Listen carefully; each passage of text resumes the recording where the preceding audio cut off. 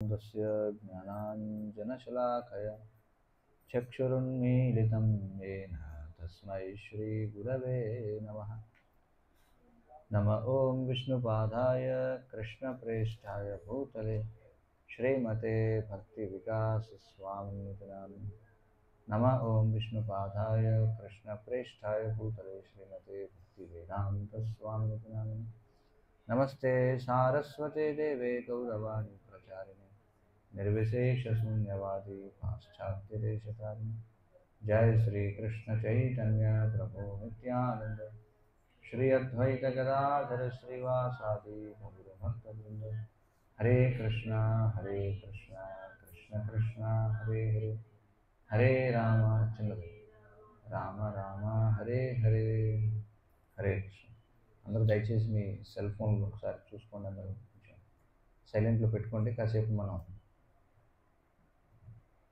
కృష్ణలీల చర్చిద్దాం.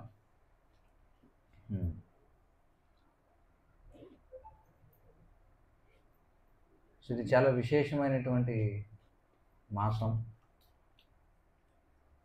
కార్తీక మాసం. అందరికీ తెలిసిందే బయట కార్తీక మాసం గురించి. అయితే దీన్ని దామోదర కార్తీక మాసం అని చెప్పంటాం. ఎందుకని దామోదర కార్తీక మాసం అంటే చాలా విశిష్టంగా శ్రీకృష్ణుని యొక్క లీలలలో దామోదరుడు అంటే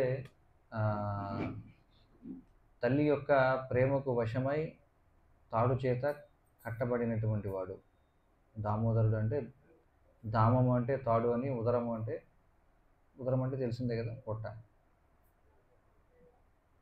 భగవంతుడు కట్టబడినటువంటి లీల అన్నమాట.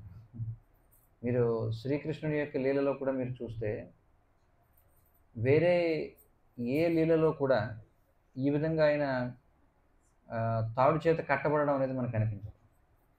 ఒక దామోదర లీలలో మనం చూస్తాం ఆ విధంగా ఆయన ఏ విధంగా తాను భక్తుల యొక్క ప్రేమకు వశమవుతాడనేటువంటి విషయం మనం చూడొచ్చు అన్నమాట. అందరూ కూర్చోండి, ముందుకు వచ్చి కూర్చోండి. అందరు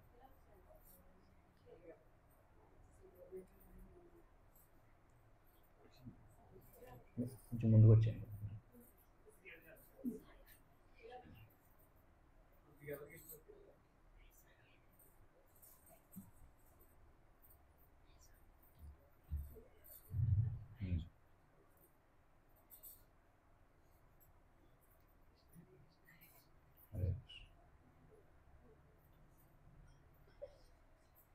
కాబట్టి ఈ దామోదర లీల ఏదైతే ఉందో అది జరిగినటువంటి మాసం ఇది. అందుకే దీన్ని దామోదర మాసం అని చెప్పుకుంటారు. సాధారణంగా కార్తీక మాసం అంటే మనకి దీపావళి తర్వాత పాడ్యం నుండి మొదలవుతుంది, అందరికీ తెలిసిందే. అయితే ఈ దామోదర లీల ఏదైతే ఉందో ఇది దీపావళికి 2 రోజుల ముందు జరుగుతుంది అన్నమాట. దీపావళికి 2 రోజుల ముందు జరుగుతుంది. దీపావళి తర్వాత రోజు మనకి గోవర్ధన పూజ చేసుకున్నాం. శ్రీకృష్ణ భగవానుడు గోవర్ధనగిరి పర్వతాన్ని ఎత్తడం, ఆ గోవర్ధన లీలకి ముందు జరిగినటువంటి లీల ఇది, ఈ దామోదర లీల. అయితే ఇది ఏ సన్నివేశంలో జరిగింది ఈ లీల అంటే, ప్రతి దీపావళి తర్వాత రోజు ఈ కార్తీక మాసం మొదటి రోజు, మామూలుగా బయట మనం చూస్తే కార్తీక మాసం మొదటి రోజు, దీపావళి తర్వాత రోజు, ప్రతి సంవత్సరం కూడా ఈ వృందావనంలో ఉన్నటువంటి ఆ ప్రాంతంలో ఉన్నటువంటి వైశ్యులు ఎవరైతే ఉన్నారో, వైశ్యులు అంటే కృషి గోరక్ష వాణిజ్యం వైశ్యకర్మ స్వభావజం. కృషి అంటే వ్యవసాయము, గోరక్ష అంటే గో సంరక్షణ. వ్యవసాయం మీద అలాగే గో సంరక్షణ ద్వారా ఏవైతే వచ్చినటువంటి ఉత్పత్తులు ఉంటాయో వాటిని వాణిజ్యం చేయడం. కాబట్టి ఈ 3 ఎవరు చేసే పనులు అంటే వైశ్యులు చేసే పనులు. సాధారణంగా వైశ్యులు అంటే ఏమనుకుంటారంటే ఈ రోజుల్లో ఏదైనా వ్యాపారం చేసేవాళ్ళు వైశ్యులు అనుకుంటారు. కానీ భగవద్గీతలో శ్రీకృష్ణ భగవానుడు చెప్పేది ఏమిటంటే కృషి గోరక్ష వాణిజ్యం. కృషి అంటే వ్యవసాయం చేయాలి. ఏ వ్యవసాయం చేయాలి అంటే ఏదైతే మనం తినాల్సినటువంటివి ఏవైతే ఉన్నాయో ముందు అవి పండించుకోవాలన్నమాట. అవి పండించుకొని ఏదైనా చూడండి, మన ఇంట్లో ఏదైనా ఒక పాదు కానీ ఏదైనా పువ్వుల మొక్కలు కానీ వేస్తే ఎప్పుడు కూడా సమృద్ధిగా వస్తాయి. అంటే మనకు అవసరమైన దానికంటే ఎక్కువ వస్తాయి. అది ప్రకృతి నియమం. అది ఈ భౌతిక ప్రకృతిలో మనం చూస్తే ప్రతీది కూడా అంతే. ఇప్పుడు వర్షం పడింది అనుకోండి, వర్షం ఎక్కడైతే అవసరమో అక్కడే ఎక్కువ పడదు, అన్ని చోట్ల పడుతుంది. సముద్రం మీద కూడా వర్షం పడుతుంది, అన్ని చోట్ల పడుతుంది. అలాగే మీరు ఏదైనా సరే ఒక ఒక చెట్టు చూడండి, మర్రి చెట్టు ఉంది ఉదాహరణకి. ఆ మర్రి చెట్టు అసంఖ్యాకంగా పండ్లు వస్తాయి కదా, మర్రి పండ్లు మీరు చూస్తే ఎన్నో రాలిపోతుంటాయి. కానీ వాస్తవంగా మొక్క మొలిచేది ఎన్ని మొలుస్తాయి చెప్పండి? ఒకటి కూడా మొలవకపోవచ్చు. వచ్చిన దాన్ని పీకేస్తుంటారు, ఒకవేళ మొలిచినా కూడా ఇది ఒకటే. ఇది ప్రకృతిలో మనకు కనిపించే ఒక సూత్రం అనమాట. అంటే ఉత్పత్తి చేయడం చాలా అధికంగా ఉంటుంది, కానీ వినియోగం చాలా ఎక్కడో ఒకటి అలా అవుతుంది. అందుచేత ఈ వైశ్యులు ఎవరైతే ఉన్నారో వాళ్ళందరికీ కూడా నంద మహారాజు, నందుడు ఆయన రాజుగా ఉన్నాడు. వాళ్ళు ప్రతి సంవత్సరం కూడా, ఎందుకంటే ఈ వర్ష ఋతువు ఏదైతే ఉందో, అంటే ఈ 4 నెలలు ఏదైతే కాలం ఉందో చాతుర్మాస్యం, అందులో చివరి రోజు, అంటే ఈ చివరి మాసం ఏదైతే ఉందో అది కార్తీక మాసం అనమాట. మీరు కూడా ముందుకు వచ్చేయండి, ఇలా కూర్చోండి, హరిబోల్, హరే కృష్ణ, అది కూర్చోండి.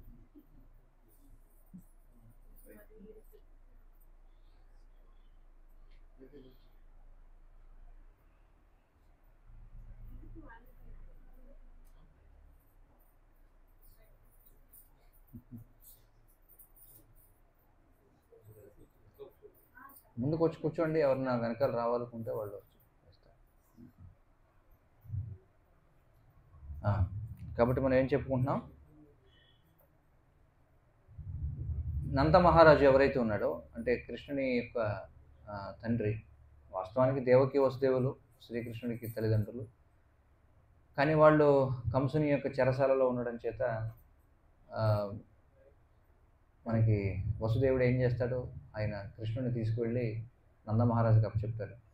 ఎందుకంటే నందమహారాజు ఎవరు అంటే వసుదేవునికి సోదరుడు అవుతాడు ఒక విధంగా. ఎందుకంటే వసుదేవుడు క్షత్రియుడు, యాదవులు వాళ్ళు.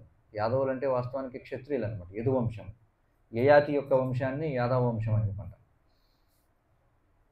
ఆ వంశంలో వచ్చినటువంటి వాడు వసుదేవుడు. అయితే క్షత్రియులు సాధారణంగా వారికి ఎలా ఉంటుందంటే, క్షత్రియులు వాళ్ళు వివాహం చేసుకున్నప్పుడు, ఒక క్షత్రియ స్త్రీని వివాహం చేసుకున్నప్పుడు వారితో పాటుగా అనేక మంది వైశ్య శూద్ర వర్ణాలకు చెందినటువంటి స్త్రీలను కూడా వాళ్ళు స్వీకరిస్తారనమాట. అలా వసుదేవుని యొక్క తండ్రి స్వీకరించినటువంటి ఒక వైశ్య స్త్రీకి జన్మించినటువంటి వాడు నందమహారాజు. అందుకని వీళ్ళు వాస్తవానికి ఎవరైతే నందమహారాజు వైశ్య తల్లికి జన్మించినటువంటి వాడు అయినప్పటికీ కూడా వాళ్ళు కూడా యాదవులుగా పిలువబడుతూ ఉంటారు. వాస్తవానికి యాదవులు అంటే క్షత్రియులు అన్నమాట. ఆ విధంగా నందమహారాజు వీళ్ళు ఏం చేస్తారంటే, ప్రతి సంవత్సరం ముఖ్యంగా వ్యవసాయం చేయాలంటే అంతా కూడా వర్షమే. ఇప్పుడంటే రకరకాలుగా మనకి మోటార్లు, బోర్లు ఇవన్నీ ఉన్నాయి. కానీ వాస్తవంగా ఎలా జరిగేది పూర్వం వ్యవసాయం అంటే కేవలం వర్షాధారంగా జరిగేది అనమాట. మనకి వర్షాకాలం 4 నెలలు ఉంది. 4 నెలల్లో మొదటి 2 నెలలని వర్ష ఋతువు అంటాం, తర్వాత 2 నెలలని శరదృతువు అని చెప్పి అంటారు. ఈ 3 నెలల పాటు చక్కగా వర్షాలు పడినందుకు గాను ఈ వైశ్యులందరూ ఏం చేస్తారంటే, ప్రతి సంవత్సరం కార్తీక మాసం మొదటి రోజున ఈ వర్షాలకు అధిదైవమైనటువంటి ఇంద్రునికి వాళ్ళు యజ్ఞం చేస్తారు. ఇంద్రుని యొక్క ప్రీత్యర్థం ప్రతి సంవత్సరం జరిగేటువంటి కార్యక్రమం. అందుచేత దీపావళి తర్వాత రోజు ఈ ఇంద్రయజ్ఞం ఉంది కాబట్టి ఈ నందమహారాజు వీళ్ళందరూ కూడా ఈ యజ్ఞం కోసం ఏర్పాట్లలో మునిగిపోయి ఉన్నారు అందరూ కూడా. అర్థమవుతుంది కదా, అందరూ కూడా. ఎందుకంటే యజ్ఞం చేయాలంటే మరి పెద్ద ఎత్తున వాటికి ఎన్నో అన్నీ కావాలి, సమిధలు కావాలి, యజ్ఞగుండం ఏర్పాటు చేయాలి, మరి పెద్ద ఎత్తున అన్నప్రసాద వితరణ చేయాలి యజ్ఞం చేయాలంటే కదా. అలాగే మరి పెద్ద ఎత్తున నెయ్యి కావాలి, ఎన్నో పనులు ఉంటాయి అన్నమాట. ఒక పెద్ద కార్యక్రమం మొత్తం. అక్కడ ఉన్న వాళ్ళందరూ కూడా ఇందులో పాల్గొనాలి. అందుచేత దీపావళికి ముందు ఈ 2 రోజుల సమయం ఏదైతే ఉందో ఎవరు కూడా అక్కడ లేరు ఇంట్లో. ఎందుకంటే ఎవరికి వాళ్ళు ఇంద్రయజ్ఞం చేయాలనేటువంటి తలంపుతో అందరూ కూడా వెళ్ళిపోయారు. అయితే యశోదాదేవి కూడా కొంచెం ప్రతిరోజు ఎవరో ఒకళ్ళు వచ్చి, ఇదిగో మీ అబ్బాయి మా ఇంటికి వచ్చి వెనదొంగతనం చేశాడు అని చెప్పి రోజు ఎవరో ఒకళ్ళు వచ్చి ఏదో ఒక ఆరోపణ కృష్ణుడి మీద. అందుకని యశోదాదేవి అనుకుందంటే, ఏమిటి మన దగ్గర, ఎందుకంటే యశోదాదేవి ఈ వ్రజ ప్రాంతానికి రాణి ఆమె భర్త నందమహారాజు, ఆయన రాజు ఆ ప్రాంతానికి. అందరికంటే కూడా ఎక్కువ గోవులు ఎవరి దగ్గర ఉంటాయంటే నందమహారాజు దగ్గరే ఉంటాయి. అన్ని ఎక్కువ గోవులు ఇవన్నీ కూడా ఉన్నాయి. అయినా సరే కృష్ణుడు ఎందుకని వేరే వాళ్ళ ఇంటికి వెళ్ళి వెన్న దొంగతనం చేస్తున్నాడు? ఇది వాళ్ళకు కొంచెం బాధను కలిగించే విషయం యశోదాదేవికి. ప్రతిరోజు కూడా ఉదయాన్నే ఎవరో ఒకరు రావడం, మీ అబ్బాయి మా ఇంటికి వచ్చాడు రాత్రి, మా అబ్బాయిని గిల్లేసాడు, లేకపోతే మా ఇంట్లో కొండలు పగల కొట్టేశాడు, ప్రతిరోజు ఇదే పని అనమాట. అందుకని యశోదాదేవికి ఇవన్నీ విని విని ఏమనుకుందంటే, మొత్తానికి ఎందుకని కృష్ణుడు మన ఇంట్లో ఉన్నటువంటి వెన్నతో సంతృప్తి చెందకుండా వాళ్ళ దగ్గరికి వీళ్ళ దగ్గరికి వెళ్ళి వెన్న దొంగతనం చేస్తున్నాడు? ఇలా చేస్తున్నాడంటే దానికి కారణం బహుశా మన ఇంట్లో తయారు చేసేటువంటి వెన్నలో ఏదో లోపం ఉంది అని అనుకుందామే. సాధారణంగా మరి వాళ్ళు చాలా పెద్ద కుటుంబం కాబట్టి అనేక మంది దాసదాసి జనం ఉంటారు వాళ్ళకి కదా. మనం ఇప్పుడు కూడా చూస్తాం వ్యవసాయ కుటుంబాలు పూర్వం మనం చూస్తే ఒక 20-30 సంవత్సరాల క్రింద వెళ్ళినా కూడా చాలామంది పాలేరులు ఉంటారు చాలామంది కదా. వాళ్ళందరూ కూడా ఈ గోవుల్ని వాటిని తోలుకెళ్ళడం రోజు ఎంతోమంది ఉంటారనమాట. వ్యవసాయం చేయడానికి ఇప్పుడు కొన్ని వందల ఎకరాలు వ్యవసాయం చేయాలంటే ఎంతోమంది పాలేరులు వీళ్ళందరూ కూడా అవసరం అవుతారు. అదేవిధంగా నందమహారాజు యొక్క గృహంలో కూడా అనేక మంది సేవకులు ఉన్నారు. అలాగే యశోదాదేవి మరి ఆమె ఈ నందవ్రజానికి రాణి కాబట్టి ఆమె దగ్గర కూడా అనేక మంది సేవకులు ఉన్నారు. కానీ యశోదాదేవి కొంచెం కోపం మీద ఉంది. ఎందుకని కోపం మీద ఉందంటే, మొత్తానికి వీళ్ళందరూ ఏదో సరిగా చేయట్లా, మనసు పెట్టి వీళ్ళు చేయట్లేదు. అంటే పాలు తీయడం దగ్గర నుంచి, అసలు ఆవులను మేపడం దగ్గర నుంచి, వాటిని జాగ్రత్తగా తోలుకురావడం దగ్గర నుంచి. ఎందుకంటే వాళ్ళు ఏం భావించారంటే, ఆవులు ఎందుకు అంటే మన ఇంట్లో ఎందుకు కృష్ణుడు వెన్న తినట్లేదు, దీనికి ఏదో కారణం ఉంది. అంటే మన వెన్న బాగోలేదు అంటే బహుశా మన పెరుగు చిలకడం లేదో తేడా ఉంది. కొన్ని పెరుగు చిలకడం సరిగా జరిగినా బహుశా పెరుగులో నాణ్యత లేదు. కొన్ని పెరుగులో నాణ్యత ఉందనుకున్న సంథింగ్ ఏదో మొత్తానికి పాలలో ఏదో తేడా ఉంది. పాలలో ఎందుకు తేడా ఉంది? ఎందుకంటే ఆవులు సరిగా పాలు ఇవ్వట్లేదు, వాటి అసంతృప్తిగా ఉంటుంటాయి. ఎందుకు అసంతృప్తిగా ఉన్నాయంటే సరిగా మేపట్లేదేమో. అందుకని ఆవిడ ఏమనుకుందంటే, మొత్తానికి ఈ సేవకులు ఎవరైతే ఉన్నారో ఇంట్లో వీళ్ళందరూ ఏదో తప్పు చేస్తున్నారు. ఆమె ఒకనాడు ఏమి నిర్ణయించుకుందంటే, ఖచ్చితంగా దీపావళికి ముందు సరే ఎలాగో ఇంద్రయజ్ఞం ఉంది అని చెప్పి మగవాళ్ళందరూ కూడా వెళ్ళిపోయారు ఇది ఇంద్రయజ్ఞం కోసం ఏర్పాట్లు చేయడానికి. ఆమె ఇక దాసీజనం అందరినీ పిలిచి చివాట్లు పెట్టింది అనమాట. మీరు ఎవరో నాకు కంటికి కనిపించొద్దు, మీ వల్లే మొత్తానికి కృష్ణుడు అందరిలోకి వెళ్ళి వెనదొంగతనం చేస్తున్నాడు, నేనే చేసుకుంటాను అన్ని పనులు, మీరు వెళ్ళిపోండి బయటికి అని చెప్పి అందరినీ పంపేసింది వేరే వేరే పనులకి. ఆ రోజు ఆమె ఏం చేసేదంటే, స్వయంగా కృష్ణుని కోసం అని చెప్పి పద్మగంధ అనేటువంటి జాతికి చెందినటువంటి గోవులని ప్రత్యేకించి ఆమె పాలించేదన్నమాట. ఆ గోవుల యొక్క విశేషం ఏమిటంటే, ఆ పద్మగంధ అనేటువంటి గోవుల నుంచి వచ్చే పాలు అవి పద్మం యొక్క సుగంధం వస్తుందన్నమాట.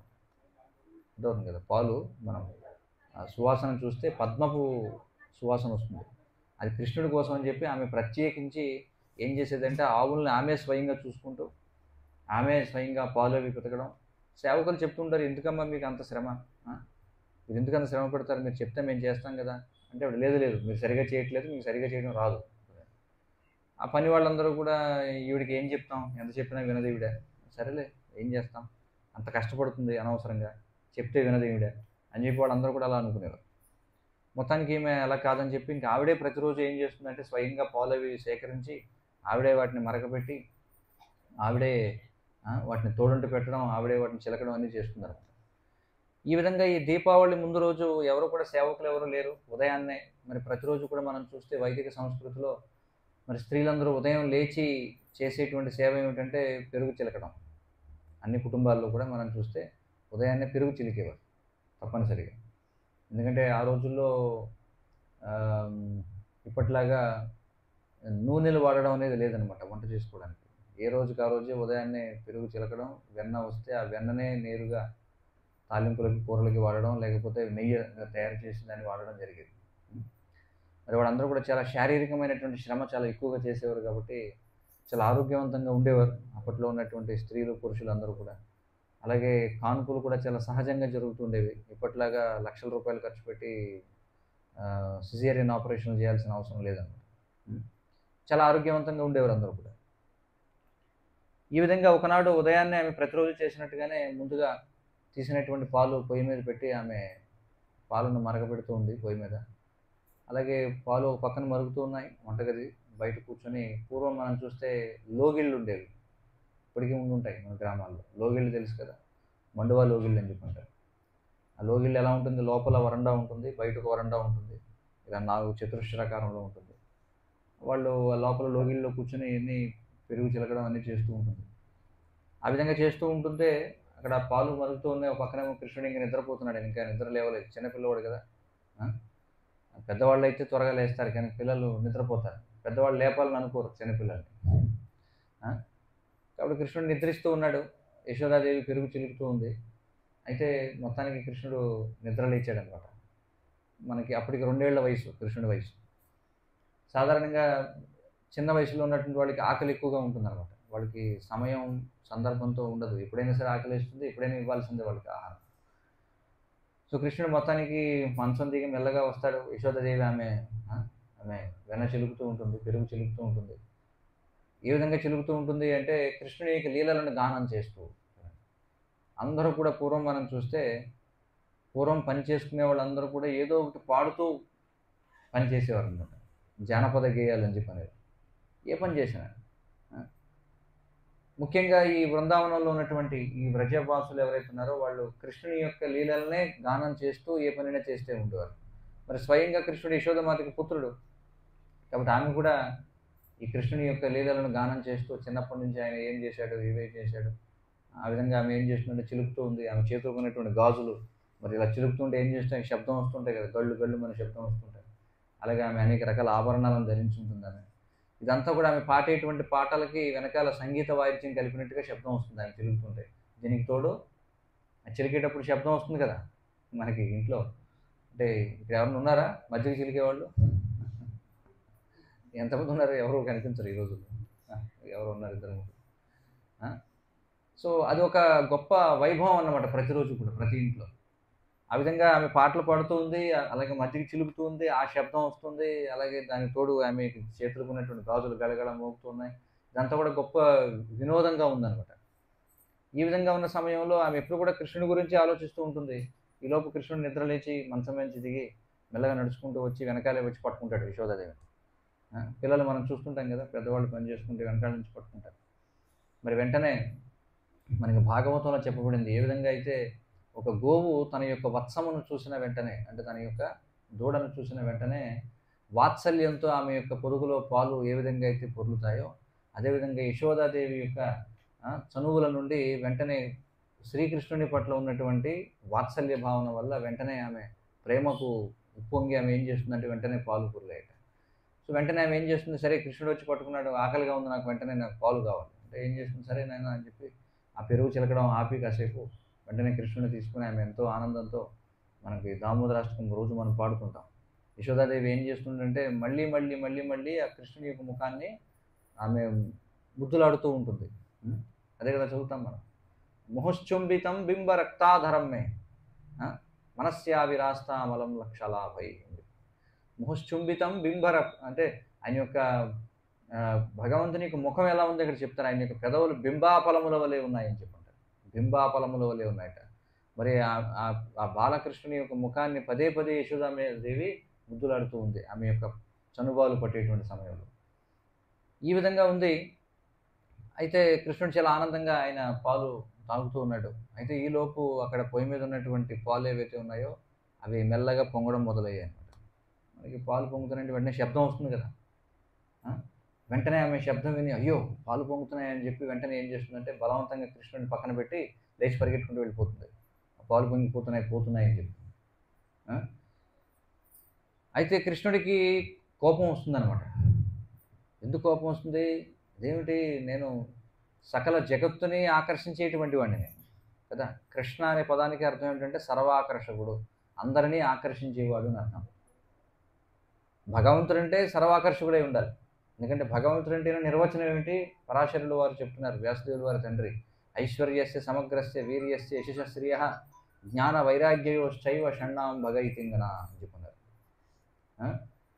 భగవంతుడు అంటే సంపూర్ణమైనటువంటి భగవంతుడంటే సకల సంపదలను, సమస్త శక్తిని, సమస్త కీర్తిని, అలాగే సమస్త సౌందర్యాన్ని, సమస్త జ్ఞానాన్ని, సమస్త వైరాగ్యాన్ని పూర్తిగా కలిగి ఉండేటువంటి వాడినే ఏమంటారు? భగవంతుడు అని చెప్పంటారు.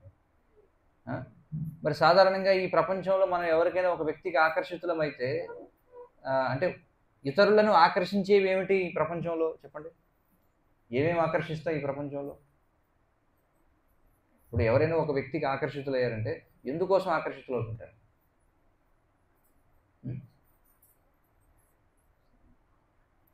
చూస్తున్నాం కదా, అందరూ ఎవరో ఒకరికి ఆకర్షితులు అవుతూ ఉంటారు కదా.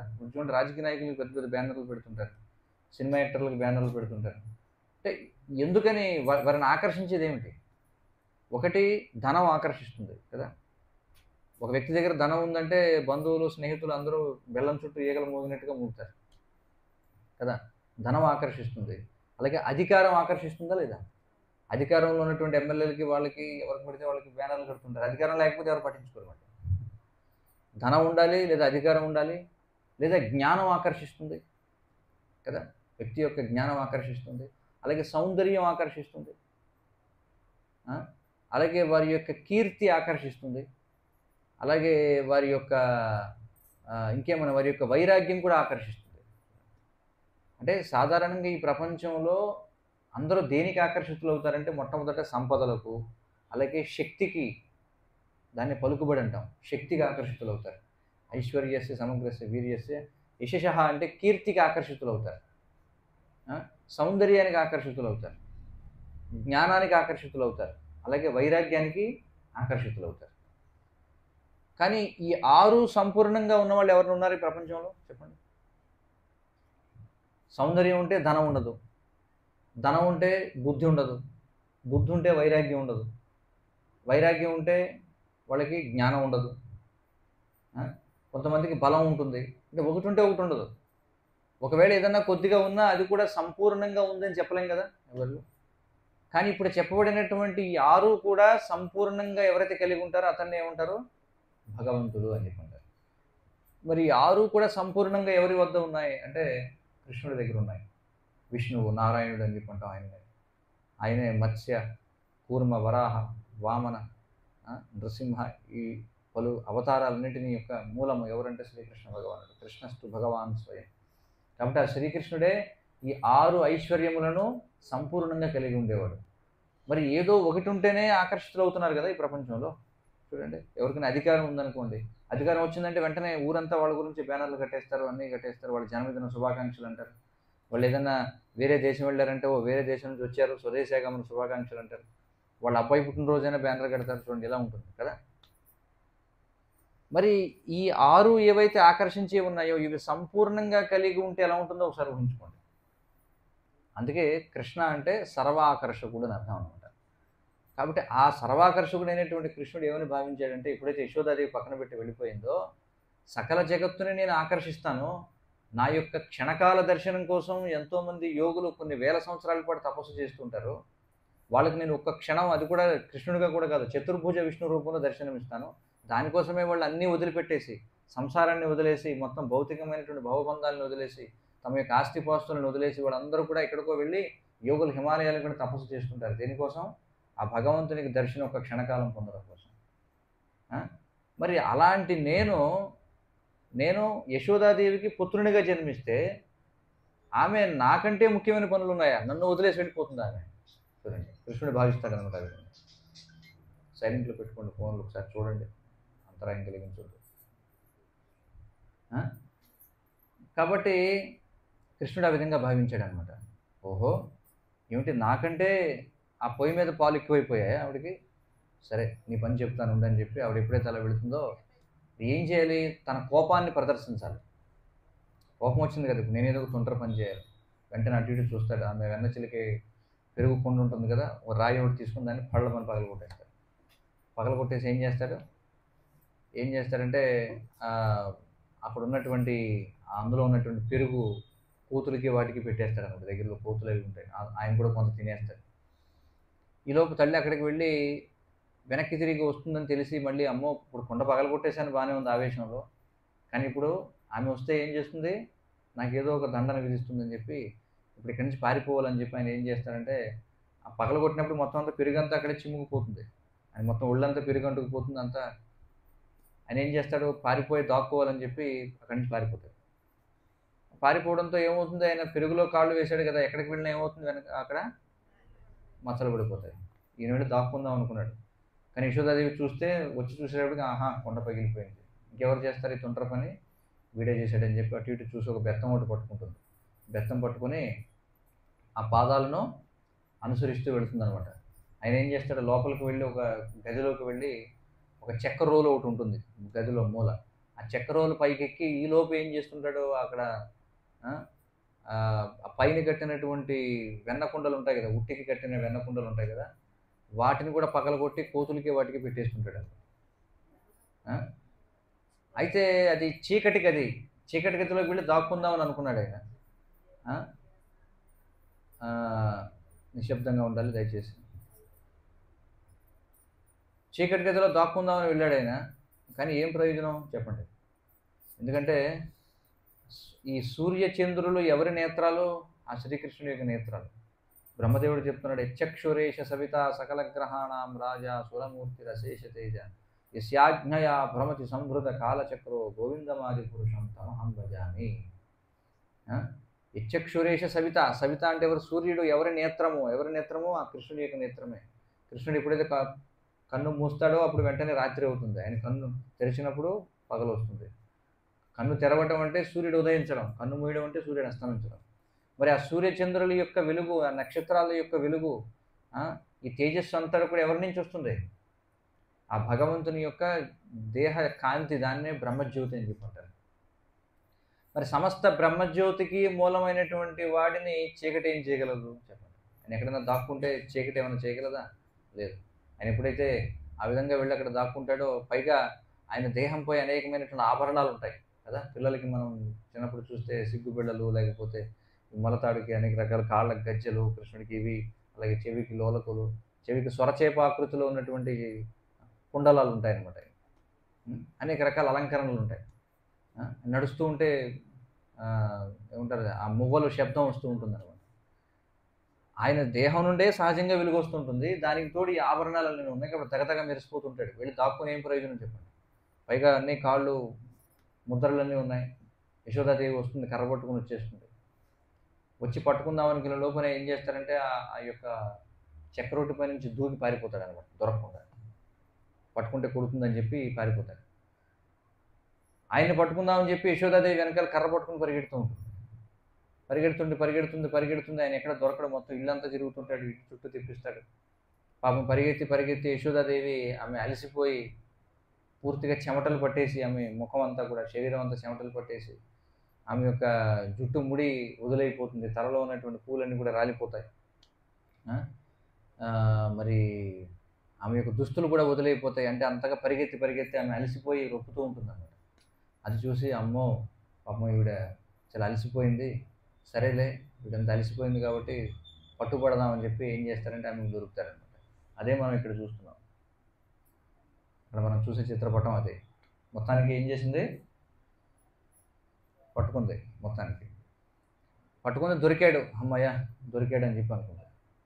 సరే ఇప్పుడు దొరికాడు బాగానే ఉంది, కానీ దొరికినప్పుడు మరి యశోదాదేవి చేతిలో ఉన్న కర్రను చూసి కృష్ణుడు భయపడుతుంటాడు అనమాట, రొప్పుతుంటాడు అని చెప్పి. పిల్లవాడు కదా, ఎగశ్వాస దిగుశ్వాస చేస్తూ ఉంటాడు. అమ్మో మా కృష్ణుడు భయపడుతున్నాడు అని చెప్పి చేతిలో కర్రను చూసి భయపడుతున్నాడు, విసిరేస్తున్నాను. సరే భయపడకు, నేనేం చేయలేదు, ఎందుకంటే నువ్వు భయపడ్డావు అనుకో మళ్ళీ. ఎందుకంటే ఇదంతా చేసేది దేనికోసం, కృష్ణుని యొక్క ప్రీత్యర్థం. మరి ఆ కృష్ణుడు సంతృప్తిగా లేకపోతే ఏమవుతుంది, అందుకే ఆయన మళ్ళీ ఆలోచించి అమ్మో ఇంత చేసి వీడు భయపడితే ఎలా నేనంటే అని చెప్పి, వీడు భయపడకూడదని చెప్పి సరే మొత్తాన్ని దొరికాడు. ఇప్పుడు నేను ఏం చేయాలి, ఇప్పుడు నేను వెళ్ళి పని చేసుకోవాలంటే వీడిని ఏదో ఒకటి చేయాలి. కాబట్టి ఏం చేస్తున్నారు, సరే ఓ పని చేద్దాం, వీడిని తాడుతో ఈ చక్రరోటికి కట్టేద్దాం అని చెప్పి అనుకుంటాను. దగ్గరలో ఏదో తాడు ఉంటే ఆ తాడు తీసుకుని మొత్తానికి కృష్ణుడిని కడదామని ప్రయత్నం చేస్తే, ఆయన రెండేళ్ల వయసు వాడు, పెద్ద తాడు ఉంది, ఆ రోలు ఉంది, రోలు కేసు కడితే అదేమవుతుందంటే 2 అంగుళాలు తక్కువ అవుతుంది తాడు. ఏమిటి తాడు 2 అంగుళాలు తక్కువ అయిందని చెప్పి ఆవిడ నవ్వుకుంటూ ఇంకొక తాడు తీసి కడుతుంది అనమాట. 2 తాళ్ళు ముడేస్తుంది. మళ్ళీ చుట్టి మళ్ళీ కడదామని ప్రయత్నించినప్పుడు మళ్ళీ 2 అంగుళాలు తక్కువ. ఇదేంటి ఇలా ఉందని చెప్పి మొత్తానికి ఇంకా కొన్ని తాళ్ళు తెచ్చి కడుతుంది. అయినా సరే 2 అంగుళాలు తక్కువ అవుతుంది. మొత్తం ఇంట్లో ఉన్నటువంటి తాళ్ళన్నీ తీసుకొచ్చి ముడేసి కడదామని ప్రయత్నిస్తే మళ్ళీ 2 అంగుళాలు తక్కువ అవుతుంది. ఇంకా ఆవిడ యొక్క ప్రయాసను చూసి కృష్ణుడు మళ్ళీ సరేలే వీడి పాపం చాలా ఇబ్బంది పడుతుందని చెప్పి సరే వీడికి కట్టుబడాలని చెప్పి అంగీకరిస్తాడన్నమాట. అంటే భగవంతుడు కట్టుబడాలని అంగీకరించకపోతే ఆయన ఎవరు కట్టివేయగలరో చెప్పండి? మనకు సాధ్యం అవుతుందా? సాధ్యం కాదు కదా. కాబట్టి మొత్తానికి ఏం చేస్తుంది ఆవిడ యొక్క దేని కట్టుబడ్డాడు? తాడు కట్టుబడ్డా అంటే కాదు. ఆచార్యులు ఏమంటున్నారంటే ఆమె యొక్క ప్రేమ కట్టుబడ్డాడు అనమాట. అందుకని తాళ్ళు ఎలా తాళ్ళతో కట్టలేము మనం భగవంతుడు. కాబట్టి ఆమె యొక్క ప్రేమకు వశమయ్యేటువంటి వాడు అనమాట. కాబట్టి ఇక్కడ ఈ లీలలో ఏం చూపిస్తారంటే భక్తుని యొక్క ప్రేమకు ఆయన వశమవుతాడు. అది ఇక్కడ విశేషం. ఆ విధంగా ఆమె ఏం చేస్తుందంటే ఆ చక్రవర్తికి మొత్తానికి కృష్ణుడిని కట్టేస్తుంది. కట్టేసి అమ్మయ్య ఈరోజు నేను పని చేసుకోవచ్చు అని చెప్పి వెళ్ళిపోతుంది. వెళ్ళిపోతే కృష్ణుడికి ఇంకా కోపం వస్తుంది అనమాట. ఏమిటి నన్నే ఈవిడ కట్టేస్తుందా, చక్రవర్తి కట్టేస్తుందా, లాభం లేదు, ఇంకా ఏదైనా పెద్ద తుంట్ర పని చేయాలి ఇప్పుడు అని చెప్పి అనుకుంటాడు. తుంట్ర పని చేయాలనుకుని ఏం చేస్తానంటే మొత్తానికి ఏం చేయాలని అటు ఇటు చూస్తూ ఉంటే ఎదురుగుంటా 2 పెద్ద అర్జున వృక్షాలు కనిపిస్తాయి అన్నమాట. అర్జున వృక్షాలు అంటే మద్ది చెట్లు. ఆ మద్ది చెట్లు చాలా అంటే అవి ఎన్నో కొన్ని వందల వేల సంవత్సరాల నుంచి అక్కడ ఉన్నాయి. అవి అంత పెద్ద మద్ది చెట్లు ఆకాశాన్ని అంటుతున్నాయా అన్నట్టుగా ఉంటాయి. అంత లావుగా అంత పొడుగ్గా ఉంటాయి అన్నమాట ఆ చెట్లు. మరి ఆ చెట్లను చూడగానే ఆ చెట్ల యొక్క పూర్వ వృత్తాంతం కృష్ణుడికి గుర్తొస్తుంది అనమాట. ఎంతగా 2 చెట్లు ఎవరు అంటే కుబేరుని యొక్క 2 పుత్రులు వాళ్ళు. కుబేరుడు ఎవరు అంటే లోకపాలకుడు. మనకి 4 లోకపాలకులు ఉన్నారనమాట. అంటే 4 దిక్కులు ఏవైతే ఉన్నాయో ఈ 4 లోకాలను పాలించేటువంటి వాళ్ళు. తూర్పు దిక్కుని ఇంద్రుడు పరిపాలిస్తాడు. తూర్పు దిక్కున ఇంద్రుని యొక్క రాజధాని అమరావతి ఉంటుందన్నమాట. పడమటి దిక్కున వరుణుడి లోకం ఉంటుంది. వరుణుని యొక్క రాజధాని విభావరి. అది ఎక్కడో సముద్రాల లోపల ఉంటుంది వరుణుని యొక్క లోకం. అలాగే దక్షిణంలో యముని యొక్క రాజధాని ఉంటుంది. దాని పేరు సంయమనీపురి అనేటువంటిది. అలాగే ఉత్తరంలో కుబేరుని యొక్క రాజ్యం ఉంటుంది. అక్కడ ఉన్నటువంటి దాన్ని అలకాపురి అని చెప్పుకుంటారు. ఇలా 4 లోకపాలకులు ఉన్నారన్నమాట. మరి ఈ కుబేరుడు దేవతల యొక్క కోశాధికారి అన్నమాట, ట్రెజరీ. దేవతల యొక్క సంపద అంతా కూడా ఆయన చేతిలోనే ఉంటుంది, కుబేరుడి చేతిలో. మరి ఈ కుబేరుడికి 2 పుత్రులు ఉన్నారు.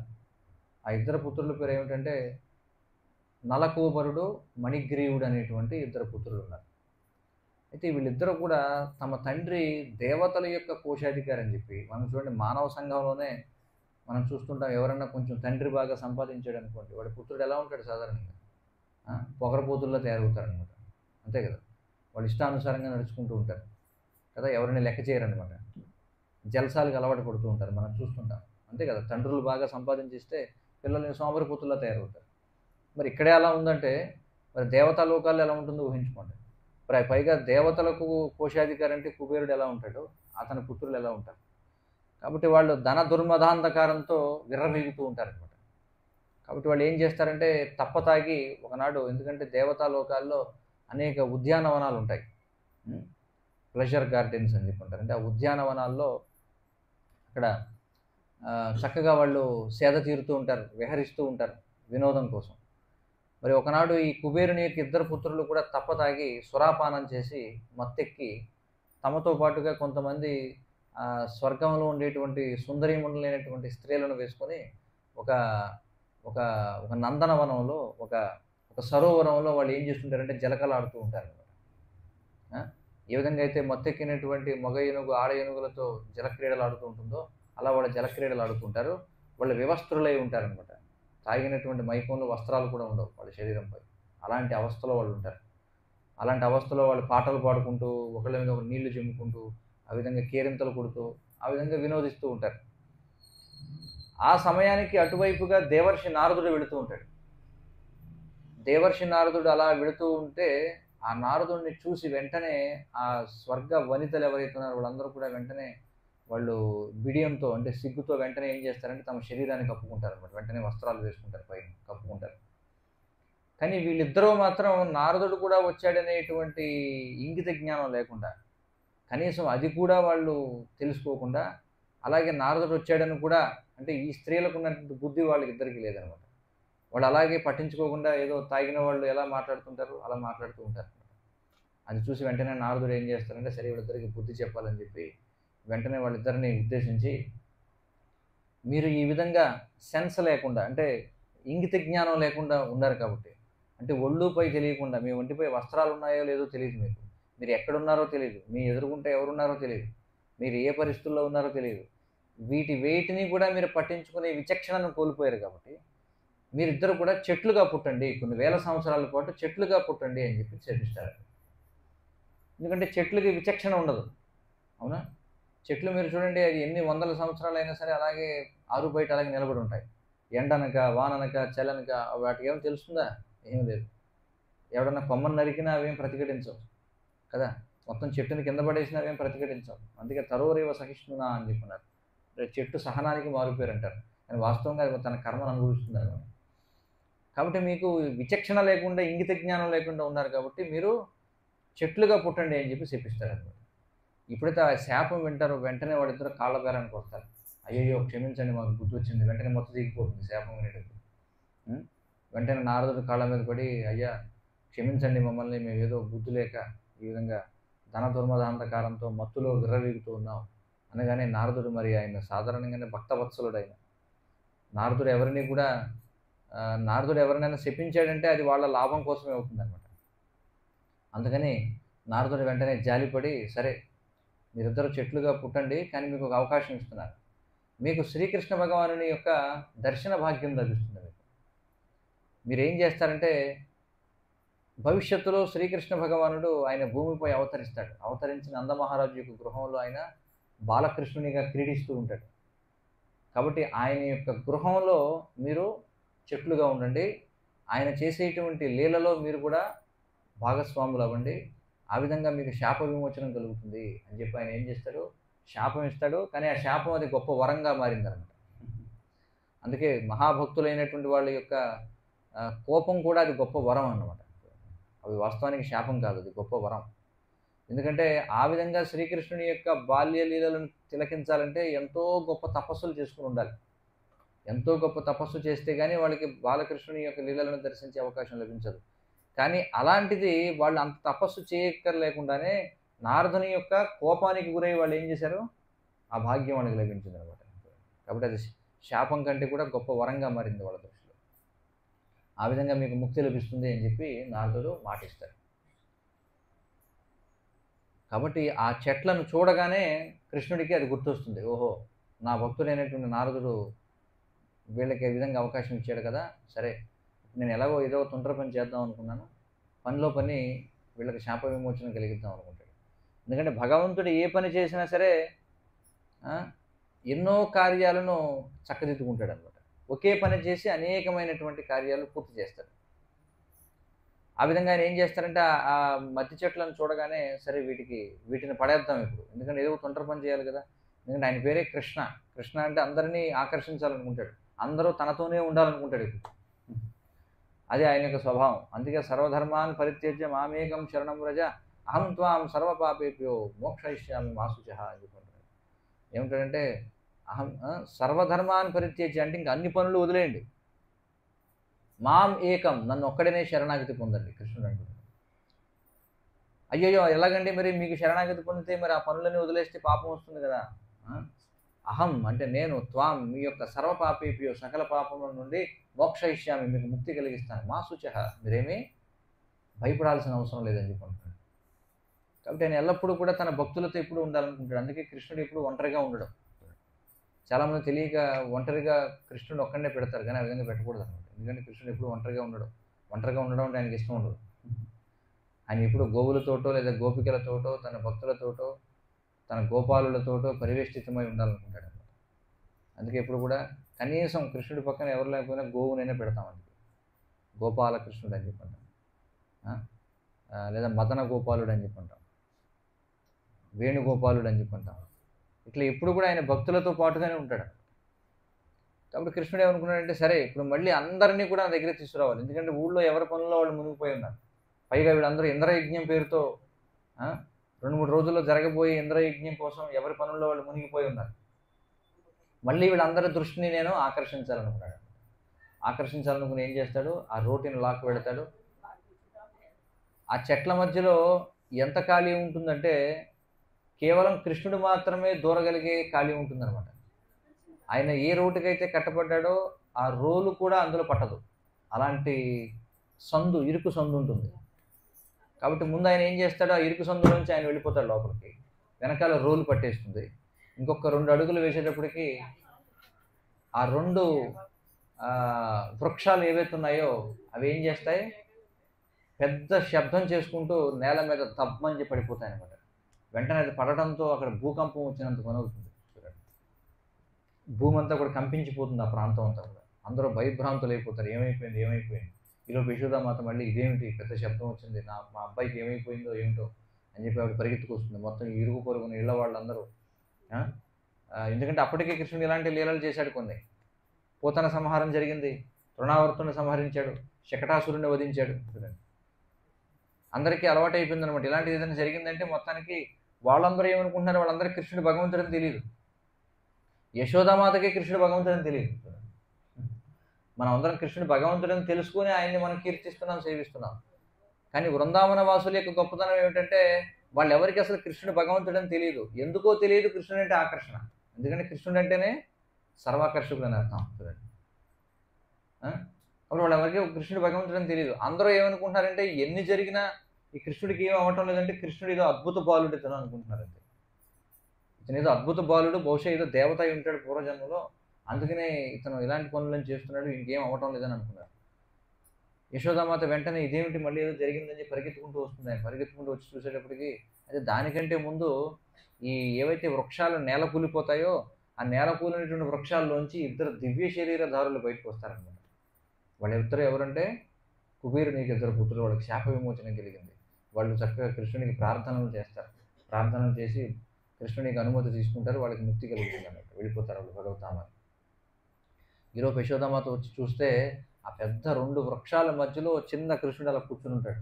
అమ్మో మళ్ళీ దేవతలు నా కృష్ణుని కాపాడారని చెప్పి వెంటనే ఆవిడ ఎత్తుకొని వెంటనే దృష్టి తీసి ఆ దేవతలు, ఎందుకంటే ఆమె ప్రతిరోజు కూడా నారాయణుడిని ఉపాసన చేసుకుంటుంది. వాళ్ళ యొక్క కులదైవం నారాయణుడు అనమాట. మా కులదైవం నారాయణుడే ఈ బాలుని కాపాడాడు.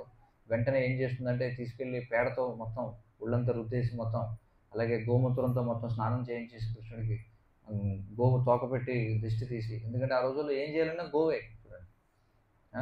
ఇప్పుడంటే సబ్బు వాడుతున్నారు, ఆ రోజుల్లో ఆవు పేడతో ఒళ్ళంతా రుద్దుకునేవారు. ప్రతిదానికి కూడా గోమూత్రం వాడేవారు. మరి దానిని మించిన గొప్ప సబ్బు ఇంకొకటి లేదనమాట. అలాగే ఆవు తోకతోటి దిష్టి తీసి ఆ దేవతలందరూ నా ప్రార్థనలు నేను ప్రతిరోజు పూజిస్తున్నాను కాబట్టి కృష్ణుడు రక్షించారని చెప్పి అందరూ అమ్మయ్య కృష్ణుడికి ఏం అవ్వలేదని చెప్పి అనుకుంటారు. ఆ విధంగా ఈ యొక్క లీల జరుగుతుందనమాట. కాబట్టి కృష్ణుడు ఎప్పుడూ కూడా ఆయన పని ఏమిటంటే అందరినీ ఆకర్షించాలనుకుంటాడు తన వైపుకి. ఎందుకంటే మనం అందరం కూడా మమయవాంశో జీవలోకే జీవభూత సనాతన మనస్సష్టాని ఇంద్రియాన్ని ప్రకృతి స్థానికర్షతి అని చెప్పి చెబుతున్నాడు. అంటే ఈ జీవులందరూ కూడా నా యొక్క అంశాలు అని చెప్పి అంటున్నాడు కృష్ణుడు. మరి అంశాలందరూ కూడా ఆ పూర్ణానికి ఆకర్షితులై ఉండాలి ఎప్పుడు కూడా. ఎలాగంటే ఈ శరీరం ఉంది, ఈ శరీరంలోని అవయవాలన్నీ కూడా శరీరానికి అంశాలు. కాబట్టి శరీర అవయవాలన్నీ ఏం చేయాలి, శరీరానికి సేవ చేయాలి. అలాగే మనం అందరం కూడా కృష్ణుడు చెప్తున్నాడు జీవులందరూ నా యొక్క అంశాలు, అంటే నా యొక్క విడి భాగాలు వీళ్ళంతా. కాబట్టి వీళ్ళందరూ చేయాల్సిన పని ఏమిటి, కృష్ణుడికి సేవ చేయాలి. కాబట్టి మనం అందరం కూడా భగవంతునికి సేవ చేస్తే అప్పుడు మన జీవనం పరిపూర్ణం అవుతుంది అన్నమాట. అది మన యొక్క సహజ స్థితి. మరి కృష్ణుడు ఈ లోకానికి ఎందుకు దిగి వస్తాడు అంటే, ఎవరైతే ఆయనను మర్చిపోయి, ఎందుకంటే కృష్ణుడికి ఇష్టం ఉండదు ఆయనని మర్చిపోవడం. ఎందుకంటే మనం అందరం ఆయన యొక్క అంశాలు అయితే మరి మనం ఆయన్ని మర్చిపోతే ఎలా చెప్పండి. అలా ఎవరైతే మర్చిపోయే వాళ్ళు ఉంటారో అలా మర్చిపోయే వాళ్ళని ఈ లోకానికి పంపిస్తారు, ఈ భౌతిక ప్రపంచానికి. మనం ఇక్కడికి వచ్చి ఏం చేస్తాం, భగవంతుడిని మర్చిపోవాలని అనుకున్నాం కాబట్టి మనం భగవంతుడిని మర్చిపోవడం కోసం ఏమేం కావాలో అన్నీ ఆయనే సరఫరా చేస్తాడు మళ్ళీ. ఎందుకంటే మనం కోరుకున్నాం కాబట్టి. ఏకో యో బహునాం యో విదధాతి కామాన్ శాస్త్రాలు చెప్తున్నాయి. ఆ భగవంతుడు ఆ ఒక్కడే ఆయన ఏం చేస్తారంటే జీవులందరి యొక్క కోరికలు తీరుస్తుంటాడు. ఎవరైతే ఆయనని సేవ చేయాలనుకుంటారో ఆయనకి సేవ చేసేటువంటి అవకాశాన్ని ఇస్తాడు. ఎవరైతే ఆయన సేవ చేయకూడదు, మర్చిపోవాలి భగవంతుడిని అనుకుంటారో వాళ్ళకి ఆ విధంగా తయారయ్యేటువంటి అవకాశం కూడా ఆయన ఇస్తారు. అయితే ఈ విధంగా ఎవరైతే ఆయనని వదిలేసి వెళ్ళిపోయిన వాళ్ళు ఎవరైతే ఉన్నారో వాళ్ళని తిరిగి వెనక్కి తీసుకురావడం కోసం ఆయన ఏం చేస్తారంటే మళ్ళీ ఈ భౌతిక ప్రపంచానికి మళ్ళీ మళ్ళీ అవతరిస్తూ ఉంటాడనమాట. ఆయన భగవద్గీతలో చెప్తున్నాడు కదా, పరిత్రాణాయ సాధునాం వినాశాయ చ దుష్కృతాం ధర్మ సంస్థాపనార్థాయ సంభవామి యుగే యుగే.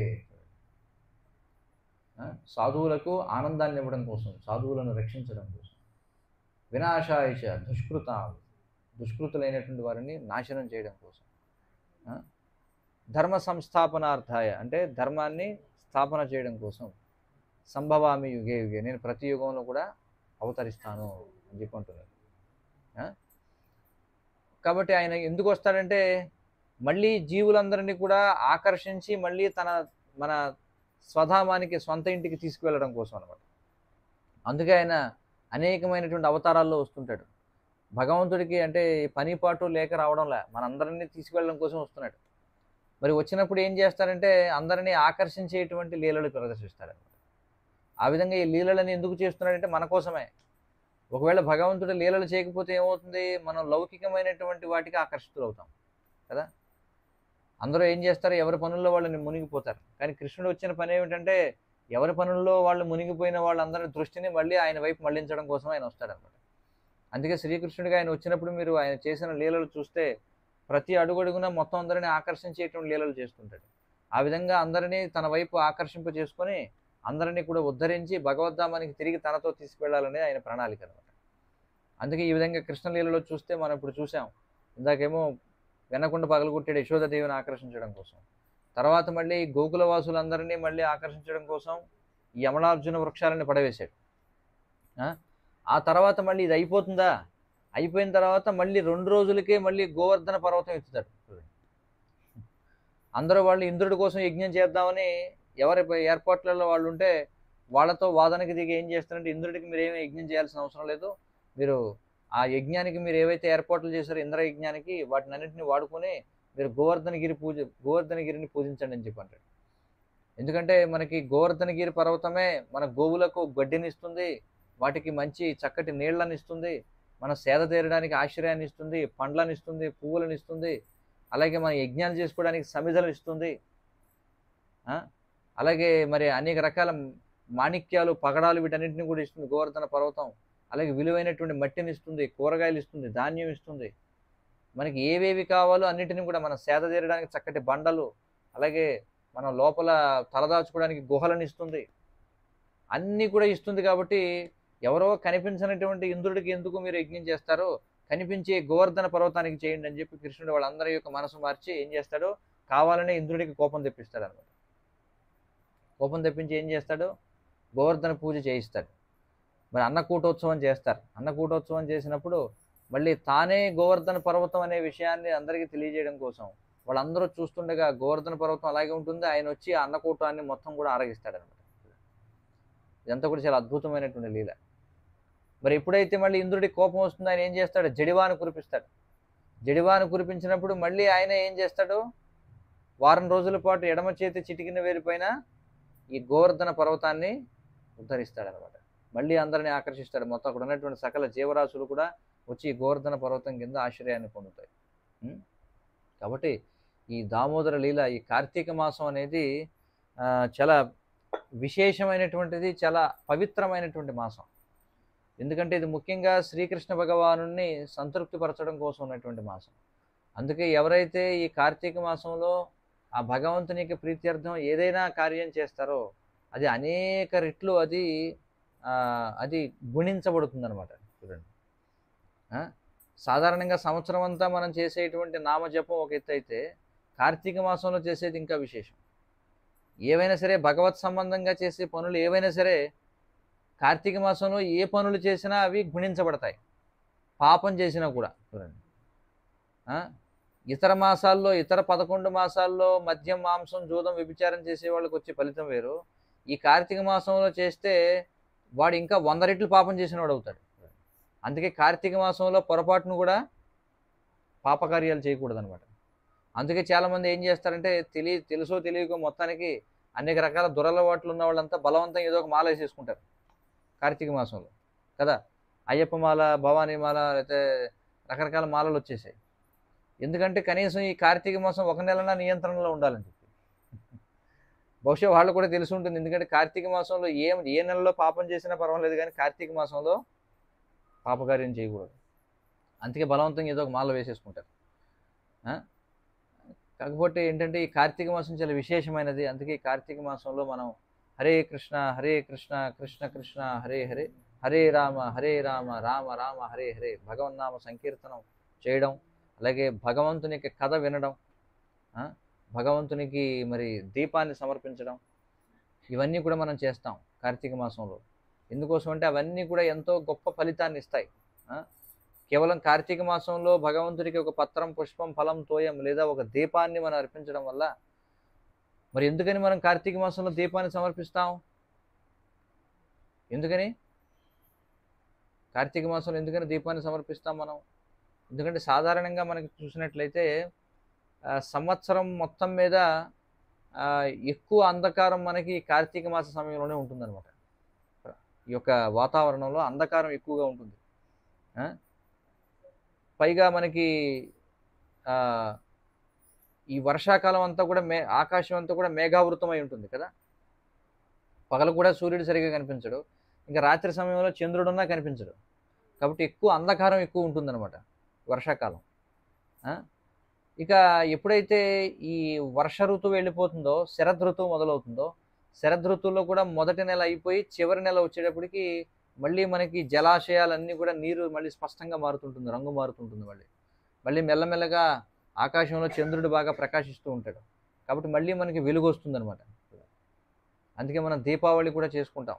దీపావళి అంటే ఈ 3 నెలల పాటు అంధకారం ముగిసింది అని చెప్పి మనం ఆ రోజు దీపావళి రోజున మనం వెలుగు ఇస్తాం.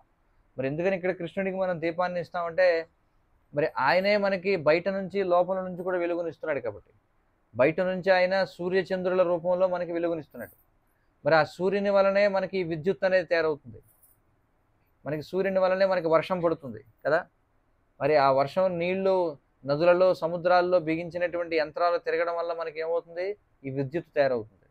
మనం అనుకోవచ్చు సూర్యుడు అవసరం ఉంది, కరెంట్ ఉంది కదా అని చెప్పి. అవునా? కానీ మనకి ఎలా వస్తుంది అంటే సూర్యుని వల్లే మనకి వెలుగు వస్తుంది. అంటే బయట నుంచి ఇచ్చేది వెలుగు ఎవరు ఇస్తున్నారు? కృష్ణుడే సూర్యుని రూపంలో మనకి అందజేస్తున్నాడు. అది మాత్రమే కాదు, లోపల నుంచి కూడా వెలుగు ఇచ్చేది మళ్ళీ కృష్ణుడే. ఏ విధంగా? పరమాత్మ రూపంలో. అర్థమవుతుంది కదా. మన యొక్క శరీరం, ఈ శరీరం ఏదైతే ఉందో, ఈ శరీరం ఏమిటి? జ్ఞానేంద్రియాలు, కర్మేంద్రియాలు ఉన్నాయి. 11 ఇంద్రియాలు ఉన్నాయి మనకి. ఇంద్రియాణం మనసశ్చాస్మి కృష్ణుడు చెప్తున్నాడు. ఇంద్రియాలలో నేను మనసుని అని చెప్పి అంటున్నాడు. 11 ఇంద్రియాలు ఉన్నాయి. 5 జ్ఞానేంద్రియాలు. ఏమిటి 5 జ్ఞానేంద్రియాలు? కళ్ళు, ముక్కు, నాలుక, చెవి, చర్మం. అలాగే కర్మేంద్రియాలు 5 ఉన్నాయి. చేతులు, కాళ్ళు, అలాగే ఉదరము, మర్మావయవం, అలాగే గుదము. ఇవి 10. ఈ 5 కర్మేంద్రియాలు, 5 జ్ఞానేంద్రియాలు. ఇది కాకుండా మనసు, అంతరేంద్రియం అని చెప్పి అంటాం. ఈ 11 ఇంద్రియాలకి కూడా నడిపించేది ఎవరంటే కృష్ణుడే. అందుకే కృష్ణుడిని హృషీకేశుడు అని చెప్పి అంటారు. హృషీకములు అంటే ఇంద్రియాలని అర్థం. మరి ఇంద్రియాలను నియంత్రించేవాడు కాబట్టి ఆయన్ని హృషీకేశుడు అని చెప్పి అన్నారు. అర్థమవుతుంది కదా. కాబట్టి ఆయనే మన శరీరంలో అన్ని ఇంద్రియాలు మనం వినగలుగుతున్నామంటే, చూడగలుగుతున్నామంటే, తినగలుగుతున్నామంటే ఇవన్నీ కూడా ఎవరి వల్ల సాధ్యమవుతున్నాయి? ఎవరి వల్ల? కృష్ణుని వల్లే సాధ్యమవుతున్నాయి. అలాగే మన యొక్క హృదయం కొట్టుకుంటుందంటే కృష్ణుడు చెప్తున్నాడు, సర్వస్యచాహం హృది సన్నివిష్టో. మన హృదయం అనేది ఇప్పుడు చూడండి, మన యొక్క శరీరంలోనే అత్యంత ముఖ్య భాగం హృదయం. మరి ఆ హృదయం ఎలా కొట్టుకుంటుంది? మీరేమైనా కొట్టుకుంటున్నారా ప్రతి క్షణం? లేదా శ్వాస ఎలా ఆడుతుంది? మనం ఏమైనా గుర్తుంచుకుని శ్వాస తీసుకుంటున్నామా? లేదు. ఈ రెండు సహజంగా జరుగుతున్నాయి. ఎలా జరుగుతున్నాయంటే కృష్ణుడు పరమాత్మగా మన హృదయంలో ఉండడం వల్ల. అలాగే మనకి ఆకలి వేస్తుంది అంటే కృష్ణుడు చెప్తున్నాడు, అహం వైశ్వానరో భూత్వా ప్రాణినాం దేహమాశ్రిత. నేనే వైశ్వానరుడు అనేటువంటి జఠరాగ్ని రూపంలో ప్రాణులందరి యొక్క దేహంలో ఆశ్రయించి ఉన్నాను. ఆయన వల్లనే మనకి ఆకలి వేస్తుంది కదా. అలాగే ఆకలి వేసినప్పుడు మనం ఏదైతే తింటామో అది జీర్ణం అవ్వాలన్నా మళ్ళీ కృష్ణుడే. అహం వైశ్వానరో భూత్వా ప్రాణినాం దేహమాశ్రిత ప్రాణాపాన సమాయుక్తం పచామ్యన్నం చతుర్విధం. 4 విధములైనటువంటి ఆహారాలను నేనే జీర్ణం చేస్తున్నానని చెప్పుకుంటున్నాడు కృష్ణుడు. అలాగే మనకి ఏదన్నా మనకి గుర్తు రావాలన్నా, మనం మర్చిపోవాలన్నా, ఏదన్నా అర్థం కావాలన్నా, ఈ 3 కూడా కృష్ణుడు అంటున్నాడు నేనే చేస్తున్నాను. సర్వస్య చాహం హృది సన్నివిష్టో మత్తః స్మృతిర్ జ్ఞానం అపోహనం చ అని చెప్పుకుంటున్నాడు. ఆ? నా నుండే స్మృతి అంటే గుర్తు రావడం, నా వల్లే ఏదైనా గుర్తు వస్తుంది, నా వల్ల ఏదైనా మర్చిపోతారు, నా వల్ల ఏదైనా అర్థమవుతుంది అని చెప్పుకుంటున్నాడు. అది మాత్రమే కాదు, వేదైశ్చ సర్వైరహమేవ వేద్య వేదాంతకృత్ వేద విదేవ్య చాహం. చూడండి, వేదైశ్చ సర్వైరహమేవ వేద్య, వేదాలన్నీ కూడా ఉన్నవి నన్ను తెలుసుకోవడానికి, సకల శాస్త్రాలన్నీ కూడా కృష్ణుడు చెప్తున్నాడు. వేదాంతకృత్ అంటే వేదాన్ని ఇచ్చిన వాడిని నేనే, వేద విదేవ్య చాహం, వేదము ద్వారా తెలుసుకోబడేవాడిని కూడా నేనే అని చెప్తున్నాడు. ఈ విధంగా ఆ భగవంతుడు బయట నుంచి మనకి లోపల నుంచి ఆయన ఏం చేస్తున్నాడు, మనకి వెలుగునిస్తున్నాడు. కానీ మనం దురదృష్టవశాత్తు ఆ వెలుగు భగవంతుడి నుంచి, శ్రీకృష్ణుడి నుంచి వస్తున్నటువంటి విషయాన్ని మనం తెలుసుకోలేకపోతున్నాం. కాబట్టి దానిని గుర్తించి మనం ఏం చేయాలంటే ఈ కార్తీక మాసంలో ఆయనకి మనం దీపాన్ని సమర్పిస్తాం. అంటే కృతజ్ఞతాపూర్వకంగా మనం ఆయనకి దీపాన్ని సమర్పిస్తున్నాం. అంటే మన యొక్క ఆశ ఏమిటంటే ఆయనకి మనం ఈ దీపాన్ని వెలిగించి, దీపం అనేది దేనికోసం అంటే వెలుగును ప్రసాదించడం కోసం, అంటే జ్ఞానాన్ని ప్రసాదించడం కోసం. వెలుగు జ్ఞానానికి ప్రతీక అనమాట. చూడండి, మనందరం కూడా అజ్ఞానం కారణం చేత ఈ తమోమయమైనటువంటి ప్రపంచంలో ఉన్నాం, అంటే చీకటిమయమైనటువంటి ప్రపంచంలో మనందరం కూడా ఉన్నాం. ఏమిటి చీకటి, ఏమిటి అజ్ఞానం అంటే భగవంతుడిని మర్చిపోవడమే అజ్ఞానం అనమాట. మరి భగవంతుడిని మర్చిపోవడం వల్ల మనం జన్మ, మృత్యువు, ముసలితనం, వ్యాధి అనేటువంటి 4 సమస్యలతోటి, ఆధ్యాత్మిక, ఆదిభౌతిక, ఆదిదైవిక అనేటువంటి 3 క్లేశాలతోటి, అంటే మన మనస్సు, శరీరం వల్ల వచ్చే ఇబ్బందులు, ఇతర జీవుల వల్ల వచ్చే సమస్యలు, ప్రకృతి వైపరీత్యాల చేత వచ్చేటువంటి దుఃఖాలు, ఇలాగ 4 సమస్యలు, 3 దుఃఖాల చేత మనం ఈ ప్రపంచంలో మనం ఏమవుతున్నాం, అతలాకుతలం అయిపోతున్నాం అనమాట. ఇదంతా కూడా దేనివల్ల జరుగుతుందంటే భగవంతుని మర్చిపోవడం వల్ల. భగవంతుని మర్చిపోవడం అంటే మనం చీకట్లో ఉన్నట్టు, అజ్ఞానంలో ఉన్నట్టు. మరి మనం శాశ్వతమైనటువంటి ఆనందాన్ని పొందాలంటే ఏం చేయాలి?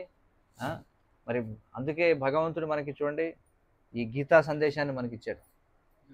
ఈ భగవద్గీత దేనికోసం ఉందంటే ఈ ప్రపంచంలో ఎవరైతే దుఃఖంలో మునిగిపోయినటువంటి వాళ్ళు ఎవరైతే ఉన్నారో వాళ్ళందరికీ కూడా ఒక దిశానిర్దేశం చేయడం కోసం. భగవంతుని దగ్గర మనం దీపం వెలిగించాం, అది ఎంతసేపు ఉంటుంది, అందులో ఇంధనం ఉన్నంతసేపు ఉంటుంది, తర్వాత ఆరిపోతుంది.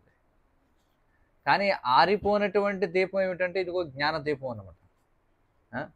ఈ భగవంతుని యొక్క, అందుకే మనం ఈ ప్రపంచంలో ఉన్నాం. ఈ ప్రపంచంలో ఉన్నామంటే ప్రపంచం అంటే ఏమిటి? 5 విషయాలు: భగవంతుడు, జీవుడు, కాలము, ప్రకృతి, కర్మ. చూడండి, ఈ ప్రపంచంలో ఉంటూ మనం ఏం చేస్తున్నాం? అందరం కూడా పునరపి జననం, పునరపి మరణం, పునరపి జననీ జఠరే శయనం. మనం అందరం కూడా తీవ్రమైనటువంటి దుఃఖానికి గురై ఉన్నాం. మరి మనకి దుఃఖ ఉపశమనం ఇవ్వడం కోసమే భగవంతుడి యొక్క ఏం చేశాడు? ఈ యొక్క భగవద్గీత జ్ఞానాన్ని మనకి ఇచ్చాడు అనమాట. ఇది ఎలాంటిదంటే, మీరు ఏదైనా ఒక వస్తువు కొన్నారనుకోండి, ఆ వస్తువుని ఎలా వాడాలనే దాని గురించి ఒక చిన్న పుస్తకం ఇస్తారు కదా. ఆ పుస్తకం చదివి ఆ వస్తువుని వాడితే సక్రమంగా ఉంటుంది, లేదంటే ఏమవుతుంది? వస్తువు పాడైపోతుంది. అలాగే భగవంతుడు కూడా మనకి మానవ జన్మనిచ్చి ఈ మానవ జన్మలో మనం ఎలా నడుచుకోవాలో చెప్పడానికి ఇది ఒక పుస్తకం ఇచ్చాడనమాట. ఈ పుస్తకం చదివి మనం ఎలా మానవ జన్మలో, అందుకే ఎప్పుడైతే మన మానవ జన్మ ప్రారంభం అవుతుందో ఆది అందే అంటే 5 సంవత్సరాల వయసులోనే కృష్ణుడు చెప్తున్నాడు ఈ యొక్క జ్ఞానాన్ని పొందాలి అని చెప్పుకుంటున్నాడు. కౌమారం ఆచరేత్ ప్రాజ్ఞ ధర్మాన్ భాగవతానిహ. కాబట్టి బాల్యంలోనే మన భగవద్గీత సందేశాన్ని పట్టుకుంటే, అంటే మన ప్రయాణం ప్రారంభించినప్పుడే చేతిలో వెలుగు ఉండాలి మనకి.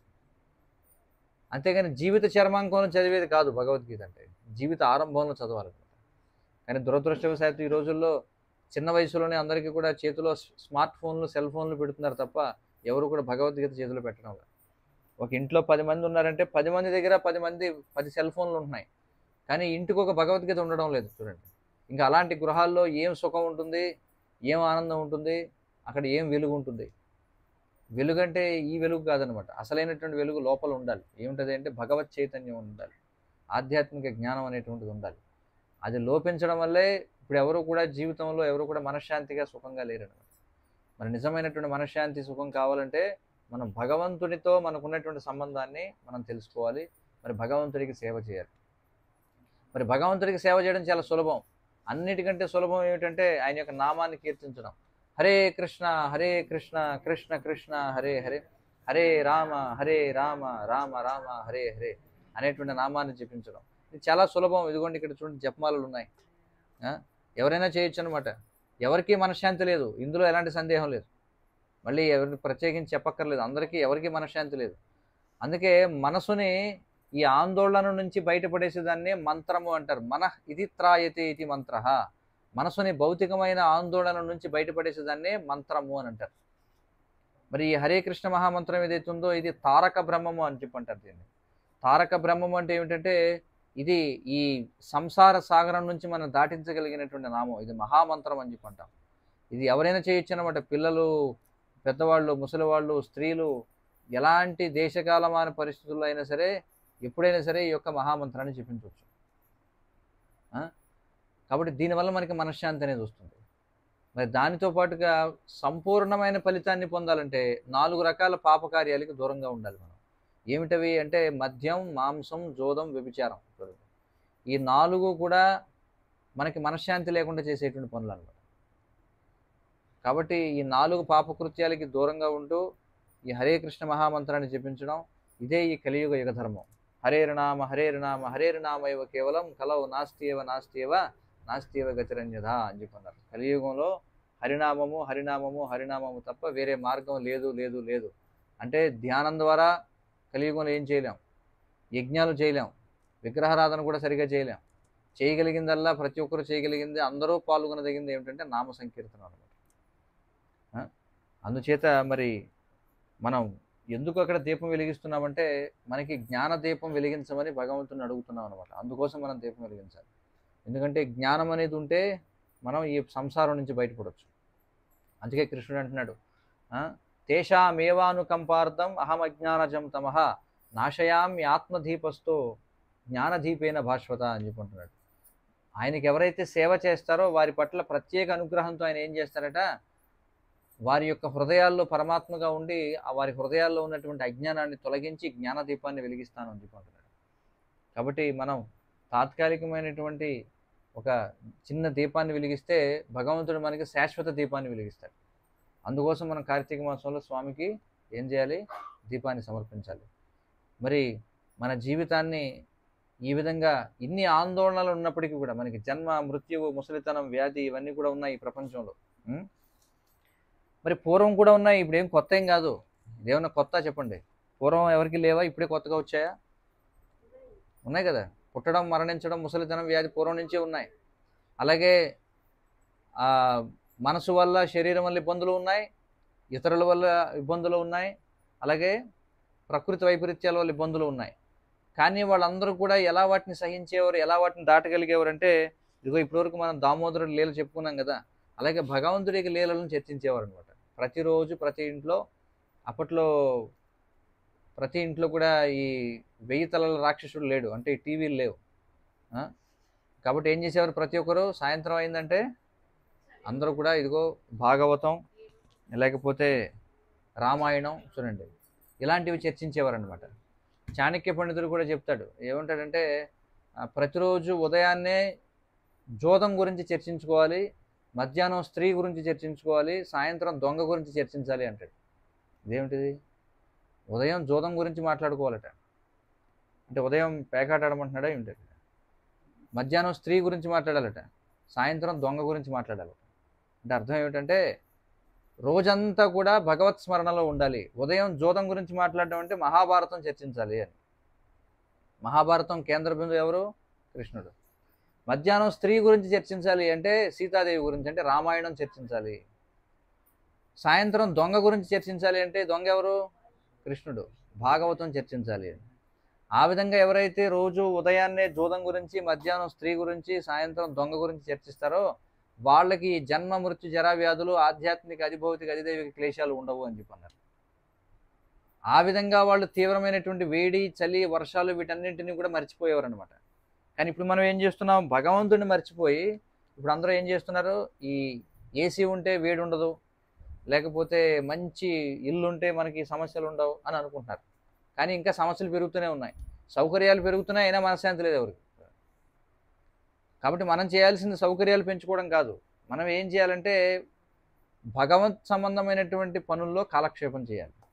అప్పుడు మనం ఈ యొక్క క్లేశాలన్నీ కూడా మనం వదిలిపెట్టి వెళ్ళిపోతాయి.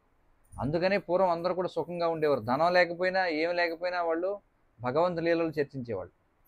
కాబట్టి మేము కూడా మిమ్మల్ని కోరేది ఏమిటంటే, ఇదిగో ఇవి చాలా విలువైనటువంటివి, ప్రతి ఇంటిని కూడా పావనం చేసేటువంటివి.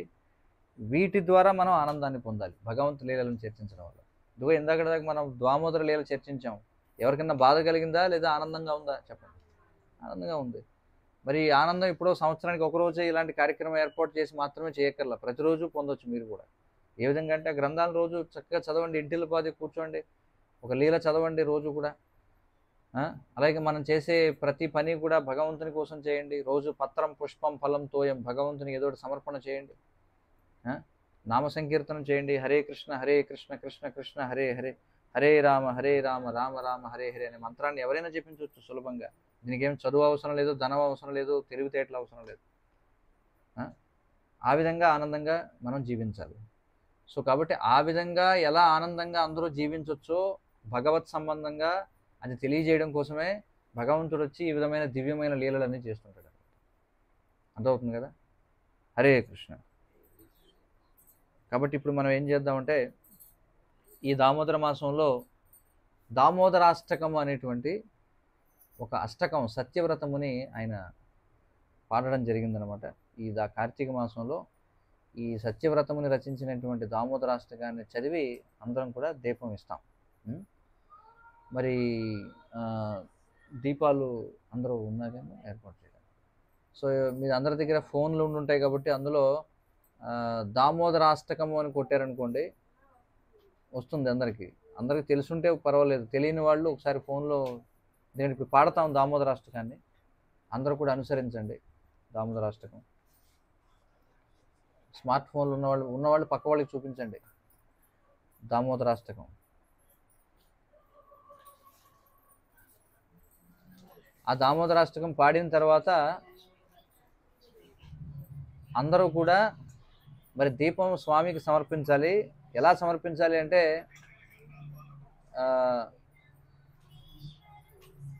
పాట కదమ్మా, అది లిరిక్స్ అని కొట్టాలన్నమాట.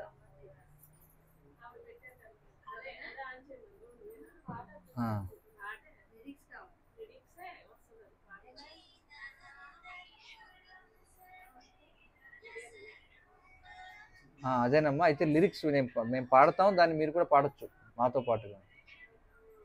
అది లేదంటే ఒక పని చేయండి, అది ఫోటో తీసి అందరికీ పంపేయండి. వచ్చారా? అడగండి ఒకసారి.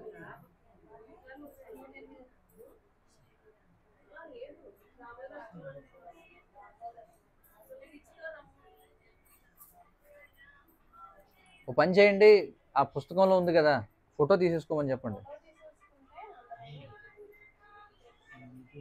ఆ పాటను ఆపండి, ఆపి అందరు ఫోటో తీసుకోండి ఆ పాటను. ఇప్పుడు మనం పాడతాం ఆ పాట, అందరూ కూడా ఉందమ్మా, అదే దామోదరాష్టకం.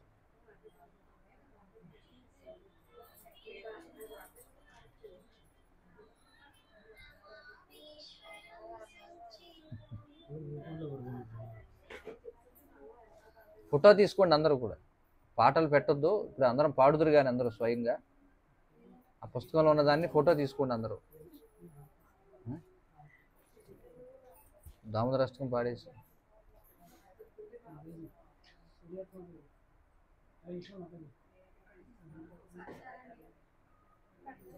ఒక పని చేద్దాం. హరే కృష్ణ.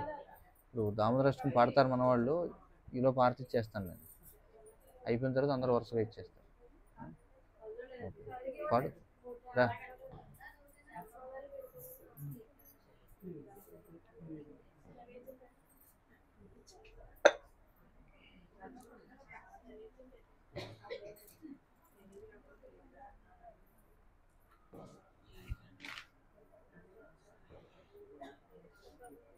హరే కృష్ణ. నేను చేస్తాను, ఆరతి చేస్తూ నివేదన చేస్తాను. నాకు అక్కడ ఉంటే నేను పెడతాను, నివేదన పెట్టేసి ఆరతి ఇస్తాను. ఈలోపు అందరూ పాడుతుంటారు, కీర్తన జరుగుతుంది. తీసుకురండి.